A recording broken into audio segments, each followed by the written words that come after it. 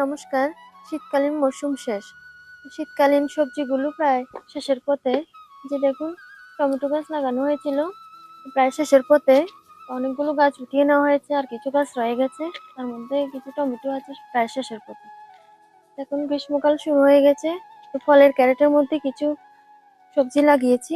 দেখুন, এই দুইটি ফলের ক্যারেটের মধ্যে পালং শাকের বীজ বসিয়েছিলাম, কি সুন্দর পালং শাক গজিয়েছে। তো দেখুন, ক্যারেটের মধ্যে পাশাপাশি আর এই দুটো ফলের ক্যারেটের মধ্যে দেখুন আদা বসিয়েছি। এই যে আদা, এখনো ছোট ছোট, কিছুদিন হয়েছে মাত্র, এর মধ্যেও আসছে। পাশে এই ফলের ক্যারেটের মধ্যে বসিয়েছি কিছু ভুট্টা গাছ, বড় হয়েছে। পাশে আরেকটার মধ্যে বসিয়েছি কিছু ভুট্টা এবং সাথে কয়েকটা ঢেঁড়স গাছ।